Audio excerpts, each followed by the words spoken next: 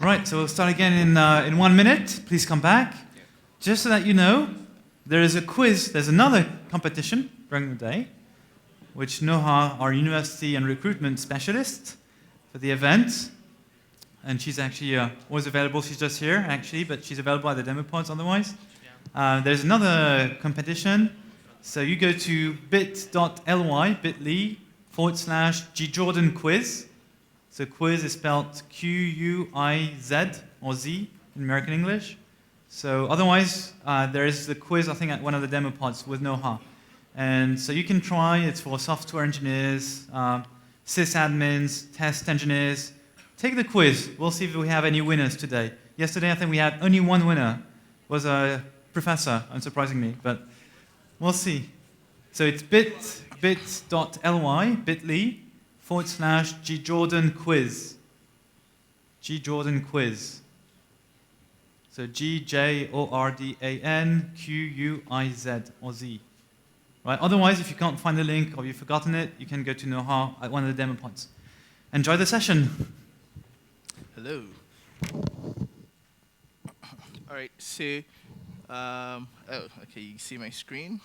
Let me, do you see this URL here? Or is it too small? Let me open another.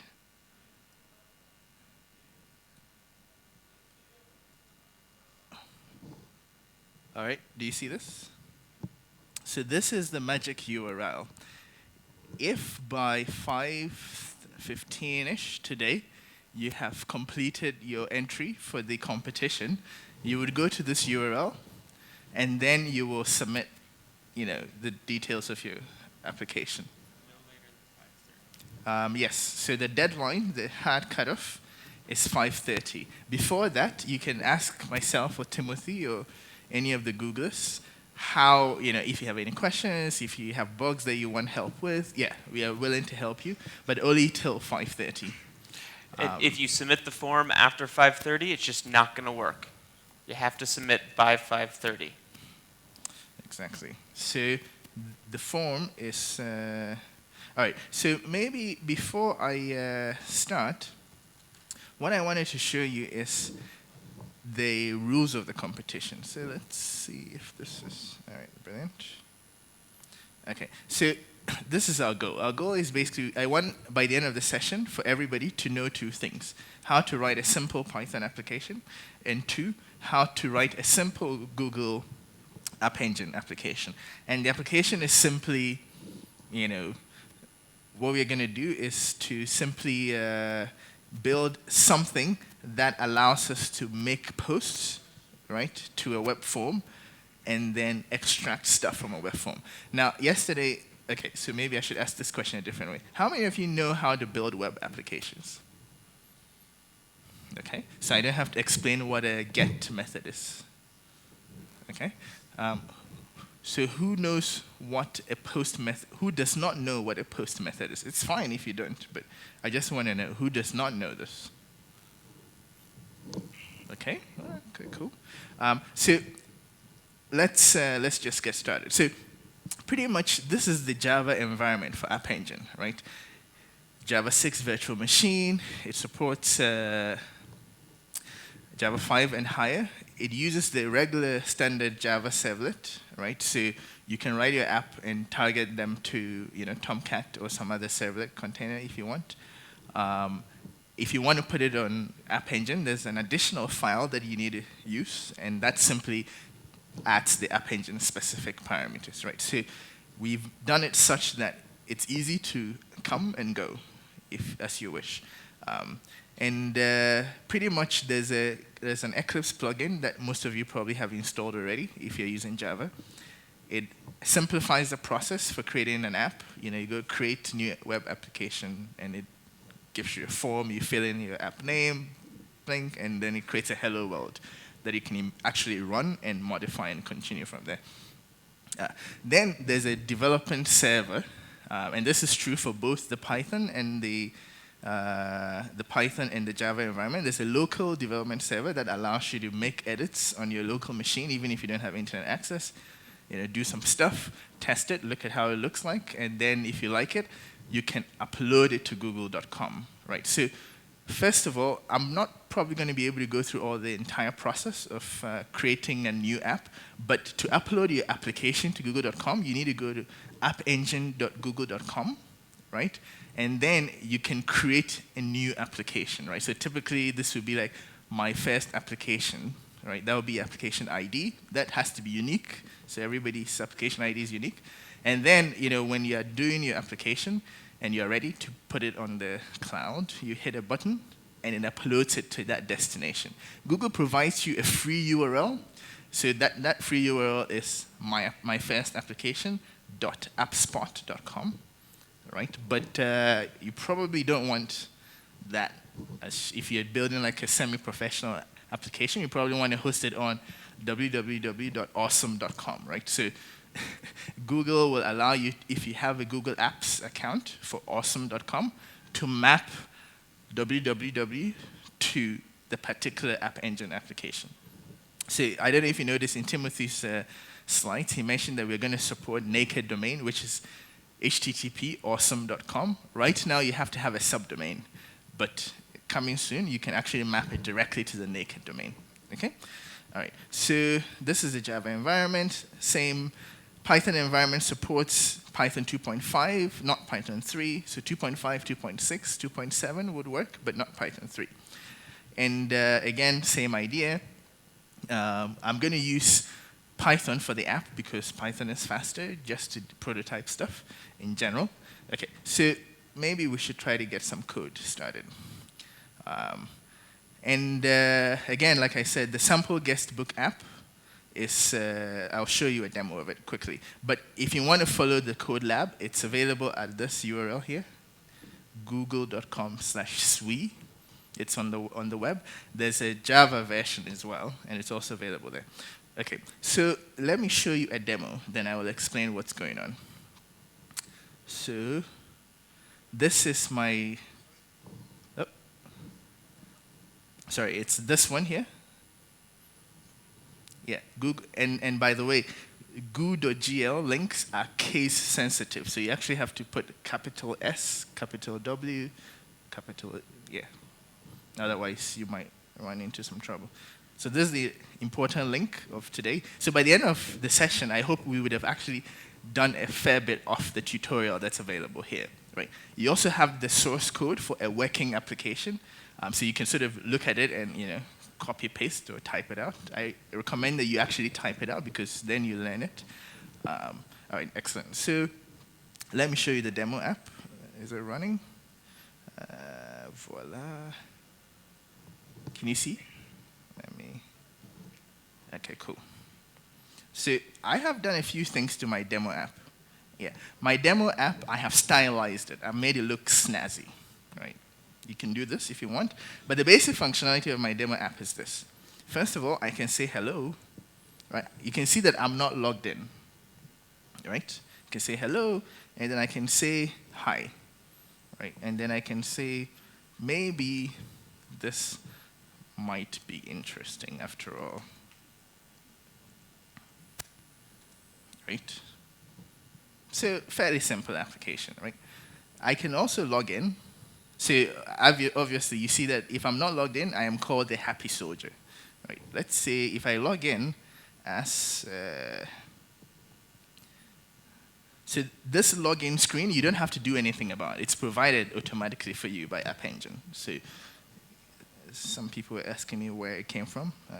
So you can basically pretend you're any user at all, right? So I'm logged in, and the way I've designed my application, I don't see anything if I'm logged in that I haven't posted. But you can show anonymous, the post of the anonymous person if you like. But I don't like it. So I say, this is for Pakwesi, right? There you go. All right, so if I'm logged in, right, I post, and then I can see my posts, right? So how is everyone doing today? Okay, I can't spell. Maybe I should stop worrying about it. Okay, excellent. If I log out, I don't see what the logged in user has done. right? So if I log in as another user, so if I log in as test.example.com, I see that test.example.com has 2 posts, right? So maybe another post, something like that, right? So it's a fairly basic application, right? In fact, to participate in the competition, until I was told that, oh, I'm the one running it, so I can't actually participate, I implemented another functionality which allows me to delete posts, right? So I can click delete, and then it deletes the post, and I can click delete, and it deletes the post, right? But this is not part of the actual game. You can try to re-implement it if you want, but it's up to you. So that's it. So if you go to this application, it's also online, by the way. So for example, if so I call it GDD shoutout. So if I want to deploy it, I will click on my deploy link on my app launcher. Whilst it's going, so then it will upload it to Google App Engine. By the way, how many of you are using Linux today? Okay, a fair number of you. So Linux doesn't have what we call the Sdk Launcher, so I will show you the command line. But pretty much this is what's going on in the background. This is what the Linux people will see. Where is it? So it would do something like appconfig.py, right? And then it will upload it to. I'll show you the actual commands later on. All right. So I think it's done. Yes, it's done. So I can go to my app ID, which is GJordan, GDD shoutout. So like I said, I have a free AppSpot domain, right? If I go, and I can see that, oh, okay, I have already posted some stuff. And these links, by the way, are just the links to the tutorials in Python and Java, so you can just click. I've also even created it as a Chrome web app. I mean, I'm that cool. So I have it as a Chrome web app, and I can click on it, right? So my Chrome web app obviously is hosted at gdd.appspot, but this is the sort of thing that you can do. Okay. So let's say that we are going to actually get started. So does everybody understand what the basic application does? Mostly? Okay. Question?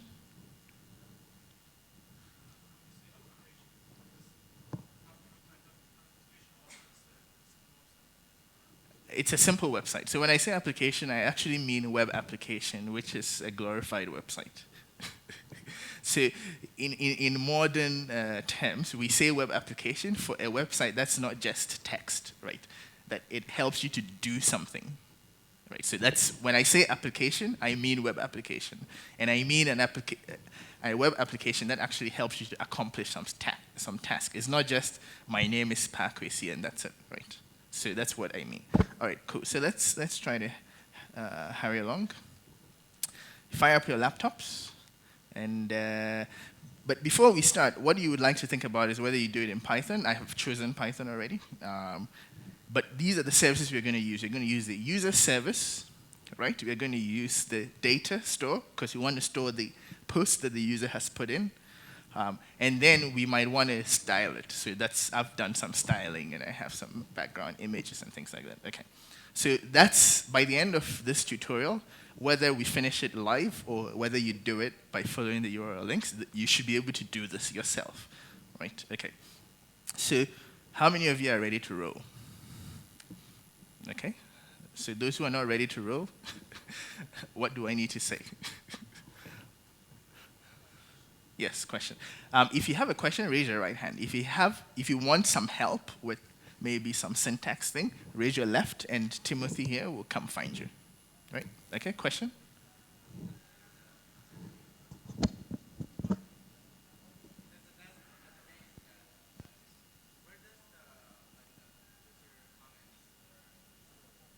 Yes, so the user comments are stored in a service exposed by App Engine called the data store, right? Think of it as the database. That's what you probably know, but we have a special name called the data store. So we are going to use the data store here, in fact. So it's like a free database that the App Store provides anyone who's developing an application? Sorry? Is it like a database, a free database for anyone to use? Yes. But it's only available if you're using App Engine. Like, you cannot connect to it from an external host unless you connect via App Engine. All right? Okay. So these are the functional requirements. So I'm going to quickly run through the Java requirements. If you're using Eclipse, you simply go create new web application. It will generate these files for you. But like I mentioned before, if you have done a regular servlet, you probably know what web.xml is, right? This is the only other file that you actually need that's specific to App Engine. And that's where you would specify the app ID. In this case, GDD shoutout, right? Okay.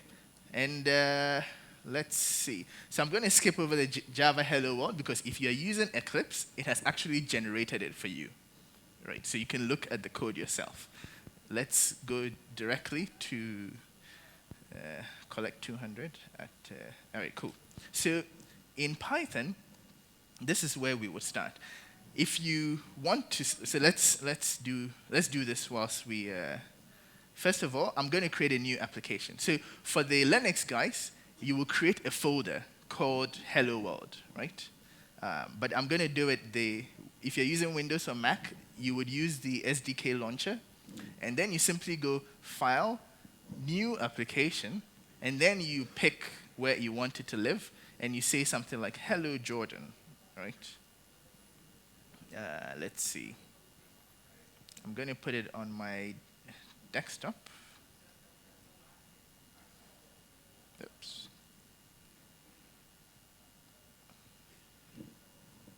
And then it will run on port 8121.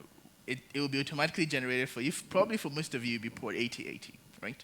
And then you click Create, and then voila. So it's created a Hello World, right, application.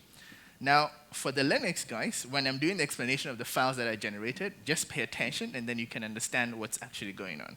Right. So if I want to see my Hello World, I hit the Run button, the green button on the left, right? And then when it turns green, it means it's actually running. I can click Browse here, and it shows me the application running on port 8121 and Hello World. Right. So how many of you have managed to get to this point? Okay, 1, 2, a few. Yeah. All right. So the Linux guys, let's try to catch up, right? So basically what we have for, let's see. What we have is we have an app. First of all, you create a directory, right? So let me go to the desktop here and let me show you Hello Jordan. So first of all, you create a directory. Can you see my shell screen? Right? So I am inside the directory Hello Jordan. And then you create two files. So if I show you, the two files are called app.yaml, this first one here, right? And then the second one is called main.py. It can be called anything, right? So, just for the sake of argument, I will change it to guestbook, move main.py to guestbook.py. Okay, oops.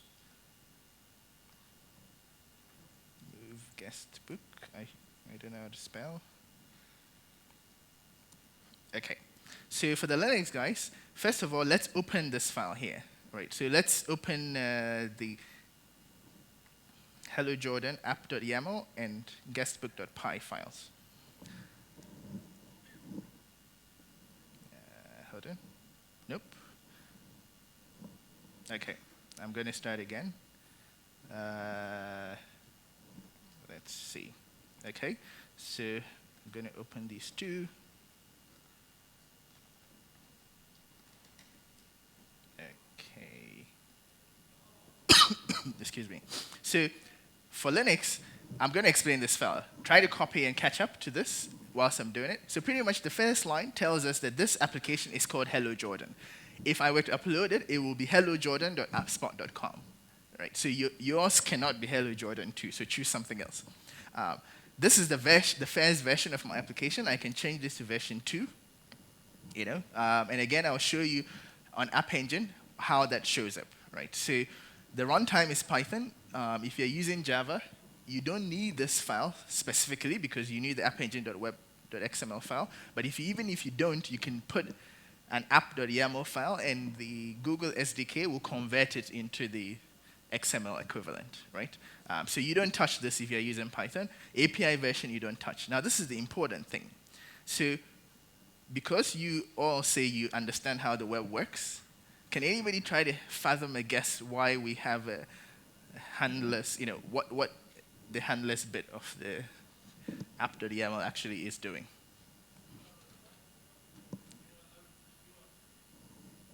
URL rewrite? Not quite. URL mapping. That's what it is. Excuse me? Yes. So pretty much it's just saying that if you hit any URL, right, pointed at guestbook.py, which will contain, whatever I want to happen, right? So I could, you can imagine that I can add other ones like I can say if the URL is /images, right, pointed at a static directory called images, right? Now, you always want the catch-all, the ** catch-all handler to be the very last, right? But you can have other handlers pretty much. All right, so if the Linux guys have this, I'm going to remove this because otherwise it won't work. Okay, so if you're ready, right, are the Linux guys caught up with the app.yaml? Brilliant. So now, create your guestbook.py file, right? And then inside that guestbook.py file, simply type print hello world, right? And then, assuming that you've done that, this is what you would do to run it, right? So this is what you would do. First of all, you will go to the directory that contains your App Engine application, sort of the parent directory that contains. So if you look at this, if I do hello Jordan, right, it contains my app.yaml, and you be inside the parent directory, and then this is what you would do. You will run dev app server, right? This dev app server is inside the App Engine SDK. I have just mapped it to my user bin, so that's why it shows up automatically. Okay, and then you simply say hello world or hello Jordan, which is your application directory. And then when you hit enter, it will start the server, the local host server, and tell you, oh, okay, so that's not going to work because I'm already using port 80 and I need to kill it. So let's see, die. Okay, so I'm going to do it again. It will try to do some stuff, and then I think it's done. So it's actually saying something like, do you see what's going on?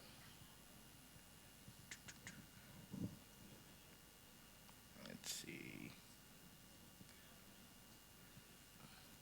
Okay, so what is happening is that it's now running my hello world on port 8080, and I can check it out. Oops, something bad happened. What happened is, let's see. Okay, don't worry, but basically, if you run it, it will run on this port, right? I'm using the app launcher, so I think that's why I'm getting an error. So I'm going to just switch back to that version. So you should get this. Oh, yes. Let's go back. Okay, so in my app.yaml, I say the handler is, oh, that's what it is. Okay.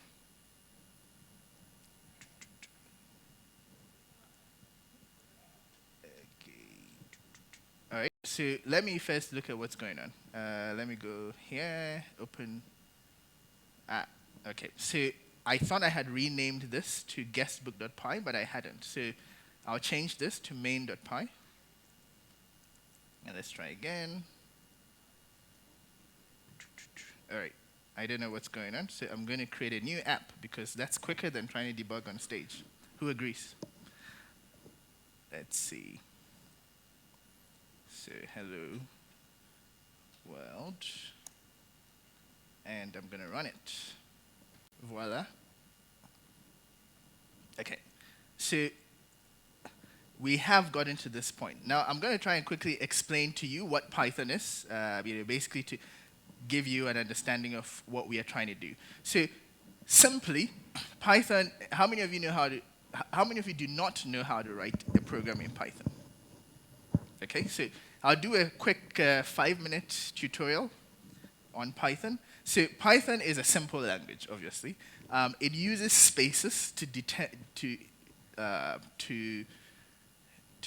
for blocks, right? So in Java, you use curly brackets. In PHP, you use curly brackets. In most languages, in fact, you use curly brackets. In Python, you just use spaces.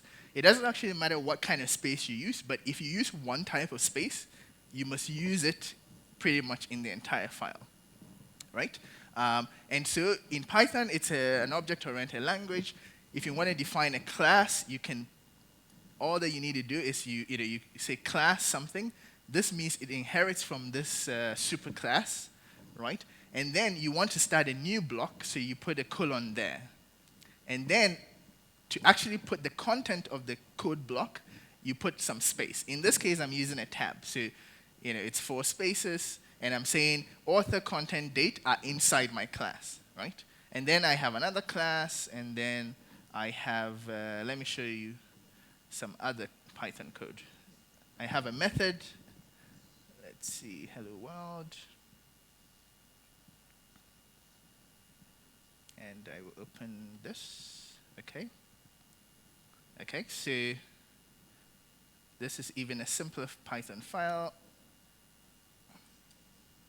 And this is a method, right? So inside the method, I'm trying to create a new method. So these are the 2 things inside my method. Python doesn't require you to indicate the type of the variable. It infers the type automatically, right? So if you say x equals 1, Python infers that it's an int. If x equals 1.0, it figures out it's a float, right? So that's why it's simple, it's fast, and clean. So pretty much, and then the other important thing you should know is that when you run Python on a script, right, if you don't import it as a package, and you can do package imports. So you can, in PHP, it's called including. In C, it's also including. In Java, it's importing external packages. If you don't, and you run the script as if you're running from the command line, Python looks for an entrance method, right? So what this last 2 lines is doing is, and the entrance method is called __main, right? So what Python does is it says, if this secret variable is set to main, and this secret variable is only set to main when you're running it as a command line type of thing, right? Then execute main. Does that make sense? So what that actually means is that I can have a script, right, that has some utility functions at the top. If I run my Python file as a script, it will execute from top to bottom as a script. But then I can also use the utility functions in another file by simply importing that file, and it will not run the rest of my utility scripts, right? Which is kind of neat. So that's why at Google we love Python for doing very simple, hacky things, right? Because you can reuse functions that you've written. You can also run it like a regular bash script. Excellent. So just to underscore what's going on, the Linux guys, I hope you are copying this. I didn't say it, but you should. The basic idea, or you can just use the source code in the SDK DVD. The basic idea is that we are saying that run main when App Engine starts, and then define an application, which is a web application, right? And then we are using a util package, which is defined by Google App Engine, and saying run the application as a WSGI app. You don't need this framework, but that's what we recommend that you use. And basically, this application is saying, and this is the important bit. I will separate this so that it's obvious to you. Right? It is saying that if a user hits / right, call main handler, right? So I can define additional handlers like this. So I can say, if a user hits /sign, right, call sign handler, right? And I can define as many of them as possible. So as you can tell, the app.yaml file directs requests to a particular script, and then within that script, you can go ahead and delegate other things. Sorry. Right. So this is basically what this file is going on. So what is happening here, I'm going to comment this out. And I use a hash sign. That's the comment sign in Python.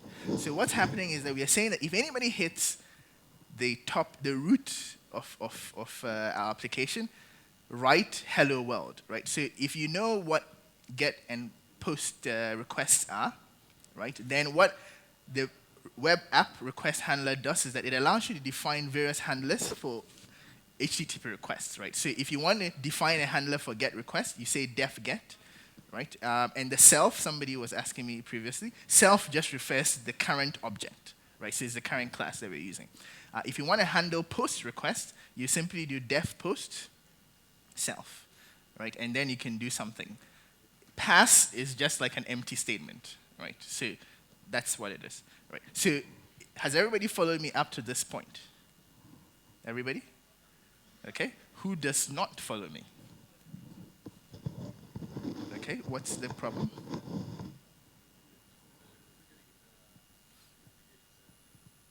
Are you using Linux? What's the SDK you're using? What machine are you using? Windows? So Windows, you should have exactly this app launcher thing. You should have something like this, right? And a problem is that this app name here cannot contain capital letters. So maybe that's why it's not running. Maybe, Timothy, if you can help me out. If you happen to have a problem with your app.yaml, you can just click edit, and then you can modify it here and then close it again. Right? This is Windows style.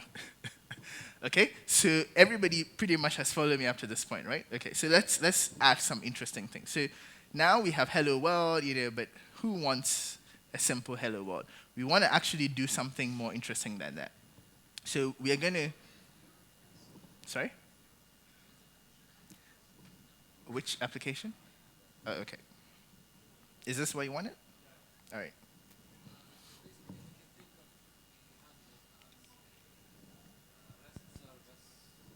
Not as a module on its own. So basically, what can we use the handler or define a special method, user-defined method in the handler, which any request that we map from the app.yaml will redirect to? Yes. So can we use other names than get or post? Yes, but then you will have to, so for example, you can have another handler, or another class or something else, so that inside your get request, you can say, call this other class if this condition is true. Right. Maybe your question is probably too detailed for the general audience, so come find me and we can talk about the details. All right. So the other thing I haven't actually explained is how to do imports from external packages. This is probably what you are thinking, right? This is an import. And just for the sake of argument,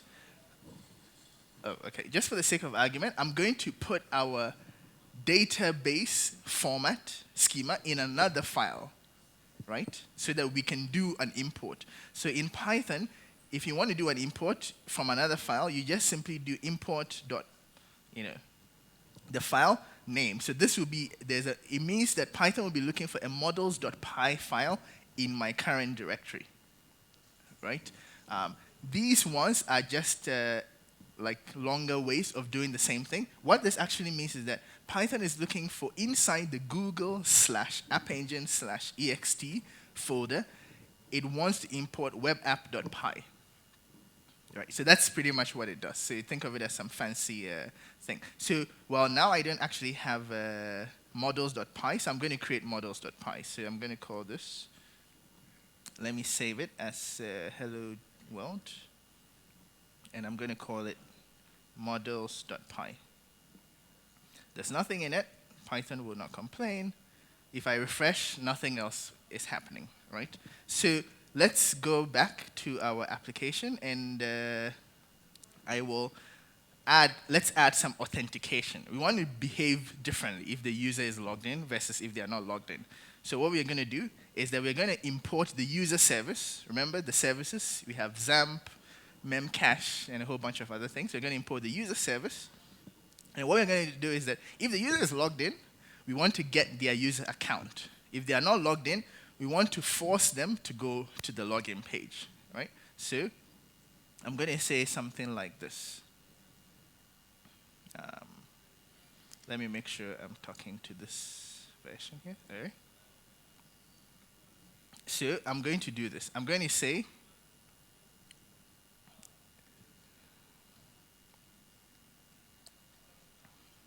so get current user, and this is some string user.nickname.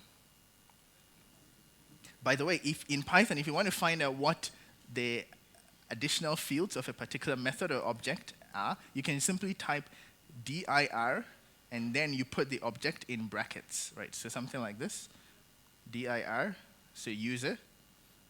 And that would have shown me that user has a method called getCurrentUser. In case you were wondering how I know that, you can self-discover it yourself. And this is just a regular sprintf type formatting, right? So I'm saying print hello world and then the user nickname if they are logged in, right? So if I refresh this page,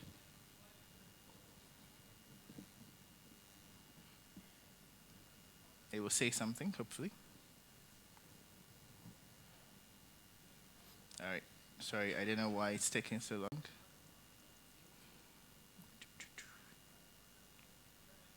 Let's try Firefox. Oh, not that one. Let's try 8121. Hey, what happened? 8122. Okay, so this is taking a while, but it will work. I can assure you of that. So let's go on, just because we don't have that much time.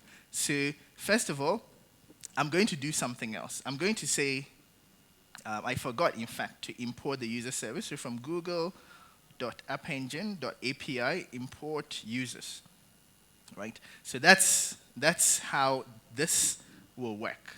Otherwise, it probably generates some sort of error. Voila. So I'm logged in already. So it says hello test@example.com, right? If I were logged out, that would not actually happen. So that's the basic way to use the user's service. I'm not going to actually implement the redirection. I want us to move on quickly, right? So the data store, can you see this? Can you see this? Okay, so the data store, again, is another service provided by App Engine. And the basic explanation for this file here is that you create what we call an entity, which, if you think about it, think of it as a MySQL table, for example. And then inside that entity, you define the fields. So these are the columns of your table, pretty much, right? So we are saying that we want an entity called greeting, which is a database model, right? That's what the DB model is. It inherits from that. And then we want an author, which is a user, a content, which is a string, a multi-line string, and then the date, which is the time that the user inserted the record into the database, right? So the auto now add true means that if I don't specify a date, put the current date timestamp in the database, right? So remember that we actually did a separate file, so I'm going to do this. So from google.appengine.ext import db, and then I'm going to say class greeting. I can call it anything I want. Inherits from DB model, and then I'm going to say author equals the DB user property, and then I'm going to say content is equal to db.string property. I want to be able to accept new lines in my string, so that's why I'm saying multi-line is true. This, by the way, is just, these are functions on the DB model, and in Python you can put in default arguments, right? In Java, you have to basically overload a method, but in Python, you can put in default arguments for particular components of your thing, so that's what that is. And then the date is equal to db date time property auto now add equals true. Okay, so if I go back, let's see. Okay, no errors, so that works. The important is working. So basically, what we want to do now is to define a small form and allow users to type something in that form so that we can stick that data into our table, right? Follow me? All right, so let's do that in our main.py. And then, so I'm going to say self.response.out.write. This is hacky. So, action equals. There is a templating engine. We are not using the template yet, but you should in your own real application. But now we are, this is ugly. We are basically writing everything in this. It's not cool, but this is the way we're going to do it. Action is equal to sign, method equals post. What? There's no what? He wants his mug? Sure. Please, give me a mug. And then I'm going to say, in Python, you can do string concatenation with a plus sign, right? Or if the string is in brackets, right, if it's in an argument, you can simply leave it out. And Python knows to concatenate them. So this is an ugly hack, but we don't have time, so we're going to do it. So text area name equals shout out, right? And I have a text area, and I also want to have a submit button, obviously, right? So that would help. So input type equals submit. All right?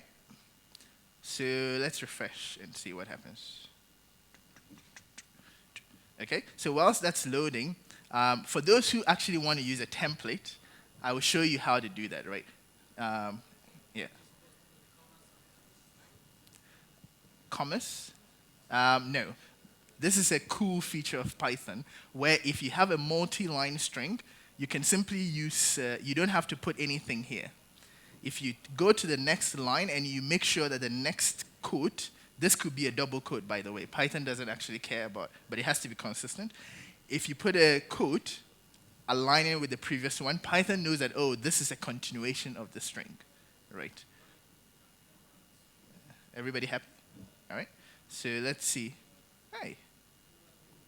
All right. Now, assuming that we didn't want to do this hacky thing and we wanted to use a template, I will show you a complete example of how to use a template. We're not going to use it here. But the basic idea is that, first of all, you create a folder in your application and call it something like, files or templates or whatever. This folder is not available to users. They cannot navigate to it and download stuff from it. Right? So that's the important thing.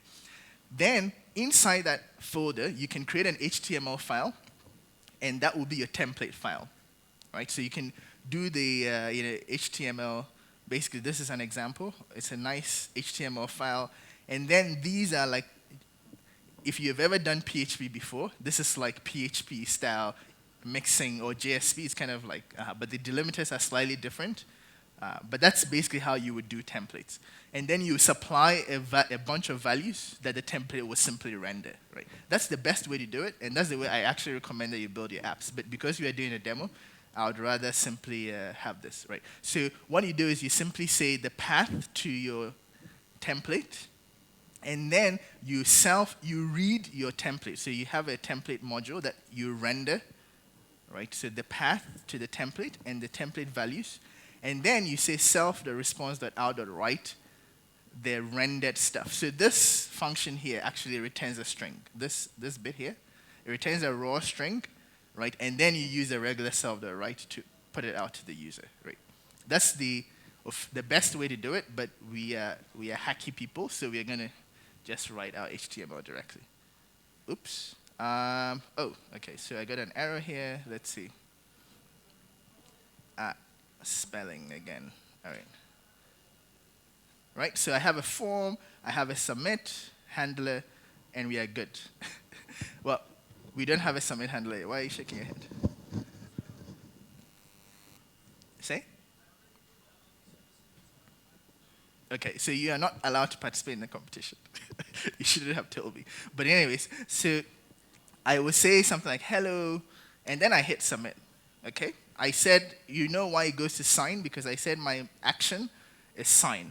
But I haven't defined anything in my handler. My list of handlers at the bottom here. I don't know if you can see it. Can you see? I haven't actually defined a handler. So I'm going to uncomment this. so that it knows what to do when it hits the slash sign with the, I'm going to use the same handler, the main handler, right? Sorry. So the important thing here is that I am, in my form, I'm using the method post, right? So I have to define a post method, right, in my main handler, which will handle any users that go to slash sign, right? So what I'm going to do is that here, I'm going to store, so when somebody hits my form and hits submit, I want to store the data in the data store. Make sense? So I'm going to do something like this. I'm going to say, first of all, the new data is equal to db, it's actually equal to models.greeting, right? Remember that in my models file, I've specified my greeting class. So I'm saying I want a new model, right? And then all I'm going to do is that I'm going to say new data.content, right, is equal to the posted content that the user has given me. And it's actually in the text area called shout out, right?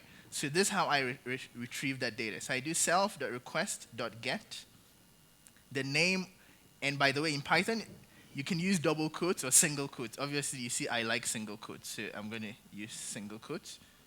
So this is the name of the form field, yes? The form is post. Oh, no. Okay, so this actually doesn't matter. So when you are getting the stuff from the form field, you don't have, this is always get. Right? It's but then the handler must be post, right? Okay? And then what I need to do now is I want to say new data put. This is what actually puts the stuff in my database, right? Obviously, I can also do something like new data.author is equal to the current user. So I'm going to say the user, get the current user. All right? And then after I've done that, I want to redirect the user to the top level page, right? So I'll do something like self.redirect. And it just forces the user to go back to my home page, right? So that's what has happened here. All right? So I have like a few minutes. Is that what you come to tell me? All right, good. So what has happened is that now you see that because my dash sign is properly handled, it basically has taken the data, put it in the data store, and has forced me to come back to the home page. Let's verify that this is actually true by looking in the data store. So on your local machine, if you go to /_AH and admin, you will see the data store and the entities that you have stored in the data store. So obviously, I only have a greeting entity, and you can see that it has stored hello, which is what I typed, and the time and the user who put it in, right? So this is if you're using the SDK Launcher, you can simply click this icon here, SDK console, and it will show you the local admin console.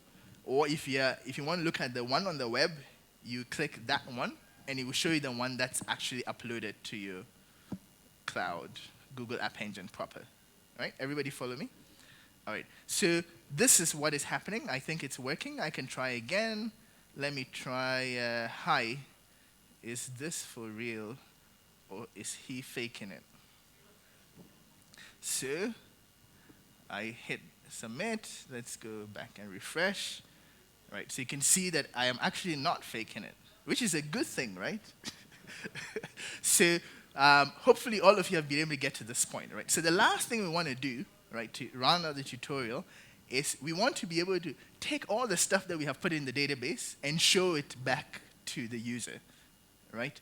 And ideally, we want to do this when you refresh, like when you're back on this form, you want to be able to see everything that you have written, right? So this is the final bit of the tutorial. And we want to do this because we see this form in the get handler. That's where we want to retrieve the data, right? And so to do this, we can do something simple like this. We can say all the the shout outs are in the database, right? So this is what we do. We do models.greeting.all, right? And that gets everything in the database in the greetings table. I could have also written this as, I will show you, I could have written some sort of SQL-like query that we call GQL. Come on. Yeah, so I could have written a select from greeting, order by date, descending. I can actually have an SQL-like query to use it, or I can have this alternate way where I simply say the model name .gql and then add some modifiers, right? So the first bit here basically is equivalent to select all from greeting, right? Then I can add some filters, or if I want to actually do some named filters, right? As in, I have some parameters that I have extracted from somewhere, and I want to pass it to the query. I can do it in one of two ways. One, I can just use what we call positional identifiers. So this :1 just means use the first argument, right? Or I can have a named identifier. So this just means that use the identifier called author in my list of arguments. So author equals the current user, right? So for now, I'm going to keep it simple. I want everything. And so I'm going to iterate and say for shout in shouts. Right. How many of you are loving Python, by the way? Cool.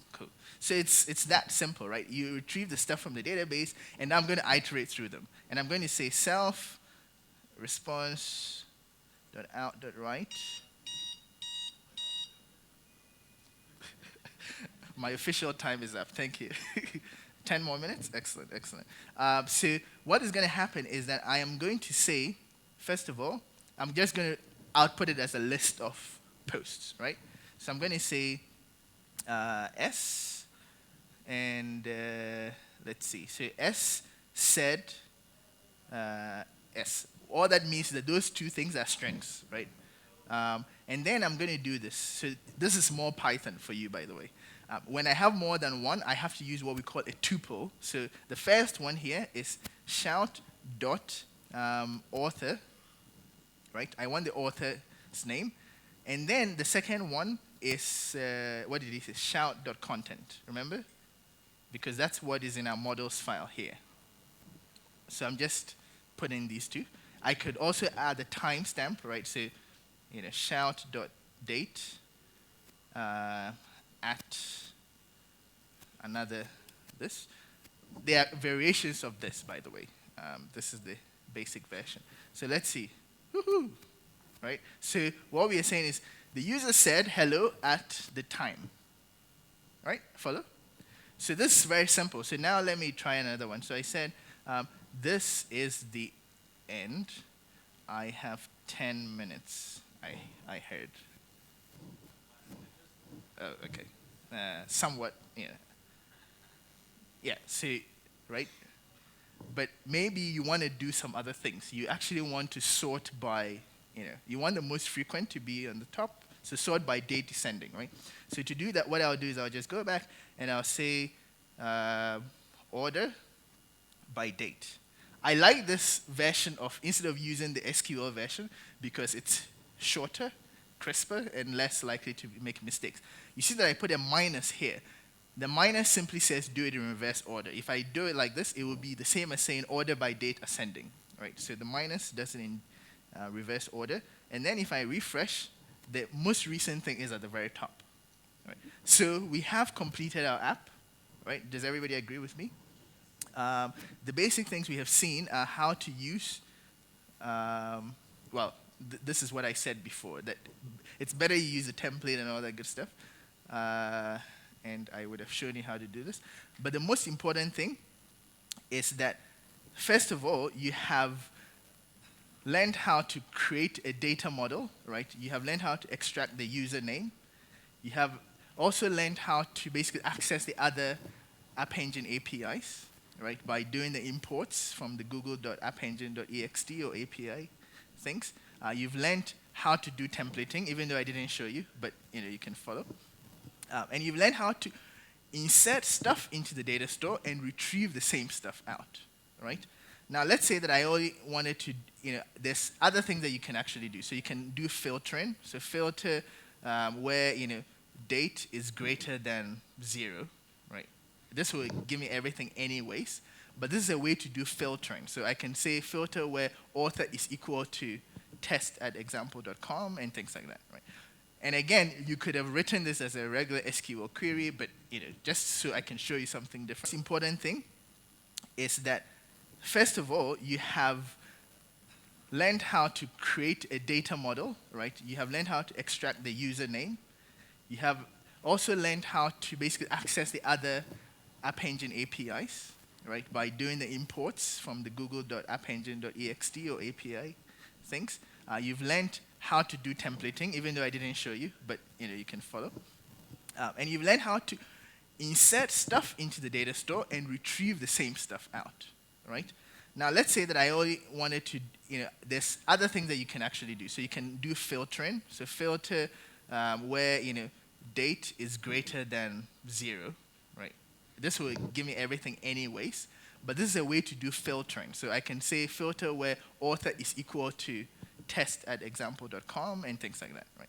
And again, you could have written this as a regular SQL query, but just so I can show you something different. That's why I'm doing it in a different way. All right. So questions? I think we have 5 minutes for questions. Yeah. Yeah.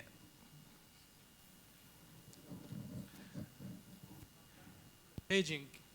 How do you do paging? Paging on the Yes, data so store. you can do paging by basically doing something like this. So you can say fetch, right, 100, right? That means fetch 100 things, right? And then start at maybe item 400, right? Yeah, skip at. So basically, this is the same as saying select all from greeting, limit 400, 100, right? If you know my SQL, right? So that's how you can do paging. And then you can sort of get the page thing from the URL. All right, another question? Okay, how can I upload my my website to the internet? Okay. I see you go to AppSpot or something like that. Yes, so this is the final bit of the puzzle, right? Once you're done, like I said, you have to pick an app ID that's unique. So you would go to appengine.google.com, right? I have several apps. Actually, this is not even the one I wanted to show you. But let's see. I have several apps. So appengine.google.com. As you can see, the other one is my Google account, and I build App Engine apps for my own work, right? And then you do create application. You fill in like a bunch of details. Actually, yeah, whatever. But usually you will skip this step. I get this step because this is actually a clean new account, and Google thinks I'm a fake user. So it's trying to force me to verify my account. I can fake it. I'm not going to fake it. But basically, it will send me a SMS, and I have to reply to confirm that I'm a real user. But if that hadn't happened, then basically what would have happened is you would have gotten this form, and then you will fill in the details of your app, right? So the unique identifier.appspot.com, a name that a user will never see anyways. And then once you are done, you come to your local thing and click the deploy button, right? And that will send it to google.com, all right?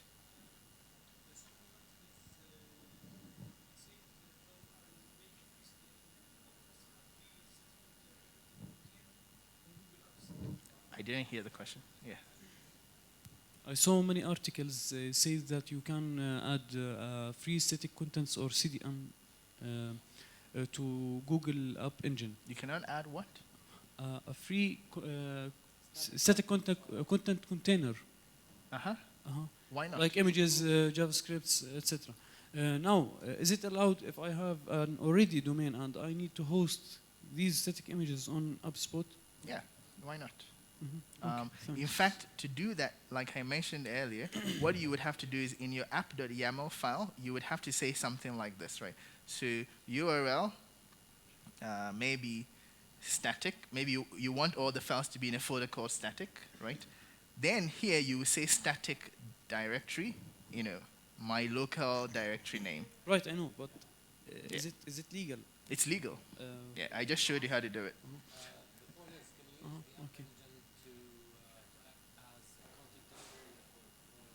Applications outside Google. Yeah, you can.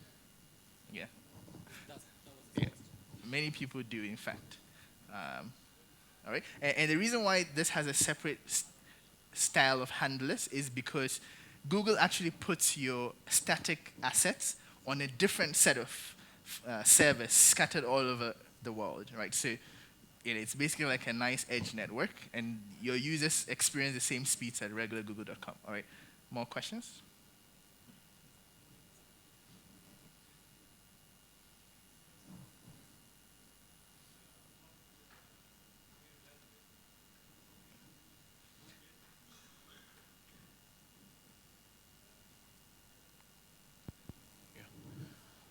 About modeling, using grating.model.all. Yes. If we have join between two tables, model can make it. How fetching that? So he's asking, how do you do joins, right? Yeah, not using Google query language, using model. Okay. So you can't actually do strict joins, but what we allow you to do is what we call references, right? So you can say that you can create a new maybe class called say class user db.model, and then you want to associate every maybe message is equal to db.string property. I actually saw somebody do this yesterday. Property list, right? So this person, what they wanted to do was to say that every message, right, every greeting, right, has a list of messages, right? What you would do is you would say, if you want a greeting to refer to user, so you can do something like, ref is equal to db reference property user, right? So what it does is that you can store a reference to this model in this other model, so that when you retrieve a greeting, right, and you want to actually dereference it, you will do something like this, like in this here. Where is it? So you would do something like shout.ref.messages, right? And what that would do is it will basically follow the reference from this property and into this. Actually, it's not message. So let me make this messages, right? And then dereference it so that you can actually access that data. It's not exactly a join, but it's better than nothing. Yeah. Yes. All. Yeah. But it's a lazy link, so it's only when you actually try to dereference it that it will. Otherwise, it will be super slow, right? Yeah. Yeah. I should take a question further afield, I think. Last question. Who's the lucky person? You. Yeah. Sorry. How did you build the database model? How did I? You can say it in Arabic and somebody can translate for me. The schema of database. Yeah. We don't see any design for it.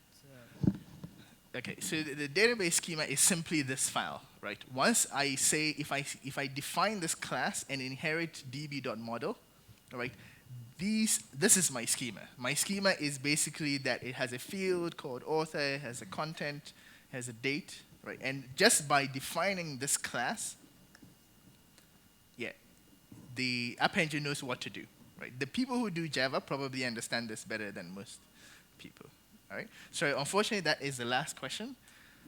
We are available at the back, and good luck. Please, when you're done, submit your entry to the competition URL. If you don't know it, you can come find us. All right, thanks. Thank you very much.